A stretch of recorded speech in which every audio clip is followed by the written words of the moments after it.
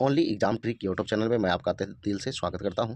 चलिए दोस्तों, आज का वीडियो जो है बहुत ही महत्वपूर्ण है और महत्वपूर्ण अनुच्छेद से जुड़े हुए हैं। और इसमें जो है लगभग हम जो है 50 प्लस अनुच्छेद है, और ये वो अनुच्छेद है जो बार बार एग्जाम में रिपीट करता है। ये बहुत ही महत्वपूर्ण जो है अनुच्छेद है, खास करके फोर्स के एग्जामों के लिए, यानी कि कोनो कोनो पुलिस हो, किसी भी पुलिस के लिए ये जो है इंपॉर्टेंट है अनुच्छेद वाला वीडियो। चलिए स्टार्ट करते हैं पहले प्रश्नों से। अनुच्छेद 52 जो है कहता है राष्ट्रपति का उल्लेख, यानी भारत में जो है एक राष्ट्रपति होगा। आगे देखिएगा अनुच्छेद 53, इसमें जो है तीनों सेनाओं, देखिए यहाँ पे गड़बड़ हो गया है ना। यहाँ देखिएगा सेनाओं सेनाओं तीनों सेनाओं का प्रमुख राष्ट्रपति होता है। यह अनुच्छेद कितना में है? तो 53 में। तीनों सेनाओं का प्रमुख कौन होता है? राष्ट्रपति। कितना में? 53 में। अब देखिए 53 में ही और है कि संघ की कार्यपालिका शक्ति राष्ट्रपति में निहित होती है। इसका भी उल्लेख जो है अनुच्छेद 53 में है। आगे देखिएगा, इसके बाद अनुच्छेद 60 में जो है राष्ट्रपति का शपथ ग्रहण है। राष्ट्रपति का शपथ ग्रहण। अनुच्छेद 61 में क्या है? तो राष्ट्रपति पर महाभियोग। राष्ट्रपति पर महाभियोग कितना अनुच्छेद के तहत लगेगा? तो अनुच्छेद 61 के तहत। अनुच्छेद 63 में क्या है? तो उपराष्ट्रपति का उल्लेख। अनुच्छेद 63 में उपराष्ट्रपति का उल्लेख। अनुच्छेद 64 में क्या है? तो राज्यसभा का पदेन सभापति होता है उपराष्ट्रपति, यानी राज्यसभा का पदेन सभापति उपराष्ट्रपति होता है। तो ये जो है अनुच्छेद कितना में? तो 64 में। देखिए यहाँ पे ऐसा ही पहला क्वेश्चन तो इसी तरह से पूछ लेगा कि राज्यसभा के पदेन सभापति कौन होता है? तो उपराष्ट्रपति होता है। और अनुच्छेद कितना के तहत? तो अनुच्छेद 64 के तहत। आ गई अनुच्छेद 72 में जो है मृत्युदंड माफ करेगा, वो कौन? तो राष्ट्रपति। अब देखिए राष्ट्रपति वैसे होंगे जो निर्वाचित होंगे, उन्हीं राष्ट्रपति को मृत्युदंड माफ करने का अधिकार है। बात समझ गए? मान लीजिए, एगो बात के मतलब यहाँ से दो क्वेश्चन हम आपको याद करवा रहे हैं। मान लीजिए कोई व्यक्ति है, उनको फांसी की सजा सुना दिया गया है, ठीक है, और वो राष्ट्रपति के पास जाते हैं। अब देखिए जिनको फांसी का सजा सुनावल रहेगा तो उनका धड़कन तो बढ़ल रहेगा, ये तो स्वाभाविक है।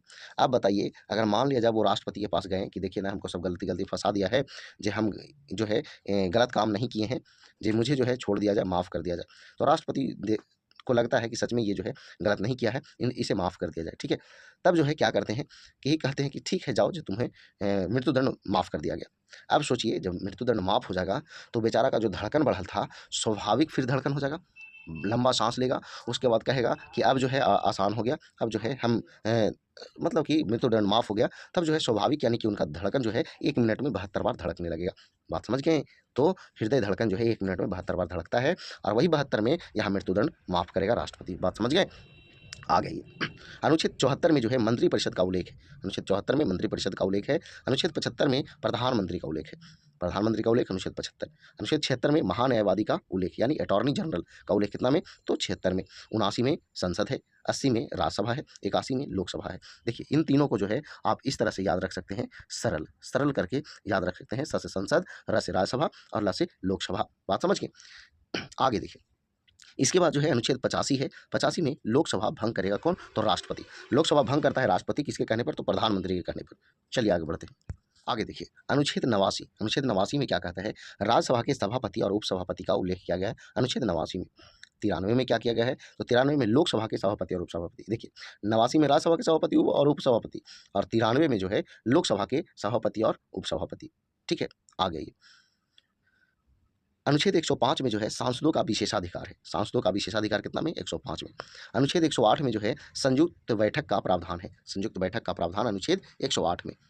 संयुक्त बैठक क्या होता है? जब दोनों किसी विधेयक पर दोनों सदन में, लोकसभा और राज्यसभा में मतभेद हो जाए, तब उस स्थिति में राष्ट्रपति दोनों सदन को बुलाता है, और उसी को जो है संयुक्त बैठक कहते हैं। आगे ये धन विधेयक का उल्लेख जो है अनुच्छेद 110 में है। अनुच्छेद 110 में धन विधेयक का उल्लेख है। धन से जुड़ा हुआ विधेयक जो होगा उसे धन विधेयक कहते हैं। आगे देखिए अनुच्छेद 112 में बजट का उल्लेख है। बजट का उल्लेख है। अनुच्छेद 112 में बजट का उल्लेख है। आगे देखिए अनुच्छेद 114 जो है, इसमें विनियोग विधेयक का उल्लेख किया गया है। अनुच्छेद 114 में विनियोग विधेयक का उल्लेख किया गया है।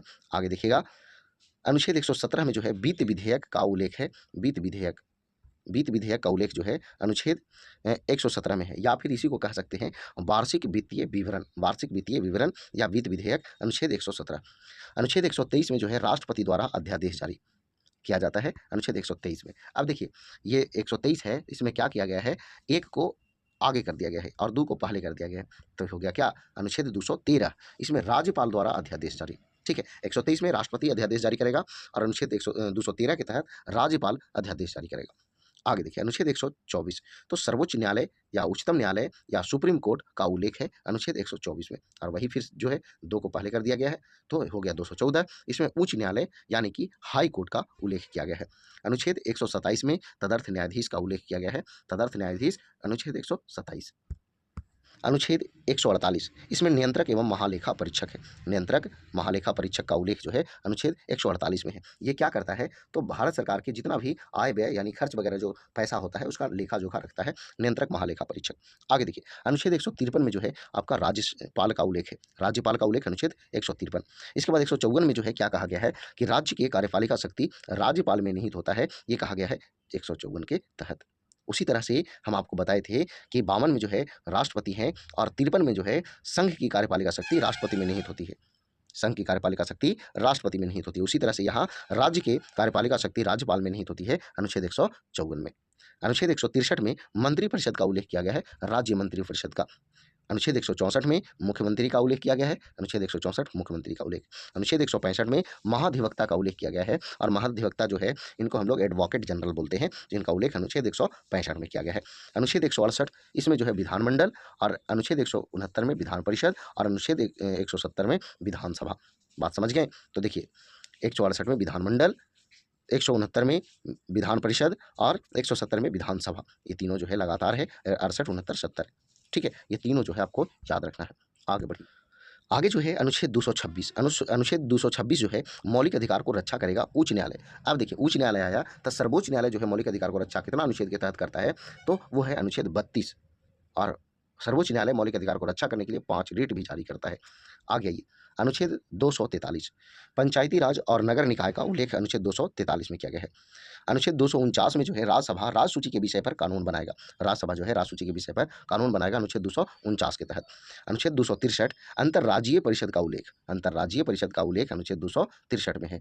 आगे देखिएगा अनुच्छेद 266 में संचित निधि का उल्लेख किया गया है। संचित निधि वैसे निधि होती है जिससे केंद्रीय जो बहुत सारे केंद्रीय जो है अधिकारी होते हैं, जैसे राष्ट्रपति, प्रधानमंत्री, नियंत्रक महालेखा परीक्षक, बहुत सारे लोकसभा अध्यक्ष वगैरह, टोटल जो भी होते हैं केंद्रीय अधिकारी, उन सभी का वेतन इसी संचित निधि से दिया जाता है।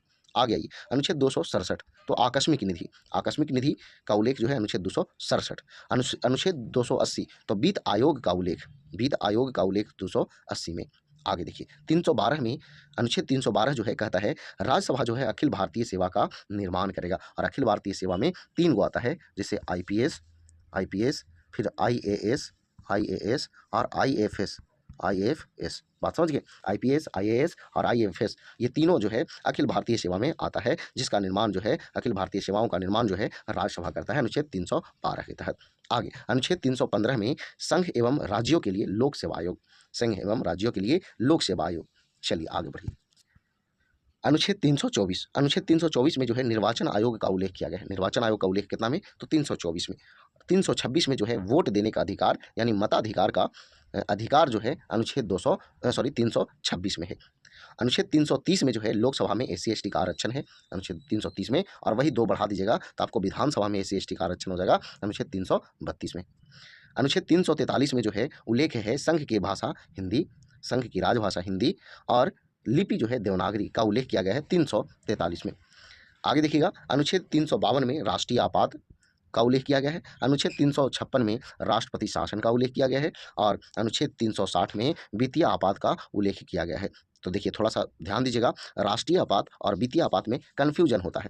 थोड़ा सा हम आपको बात बताते हैं। जैसे देखिए आप अगर छोटे होंगे तो पढ़ते होंगे छोटा में 20 का, मान लीजिए 20 का पढ़ने के लिए बोला जाता होगा, तो 20 का 20, 20 दूनी 40, वित्तीय 60। तो देखिए वित्तीय 60, तो वित्तीय आपात कितना में, तो 360 में।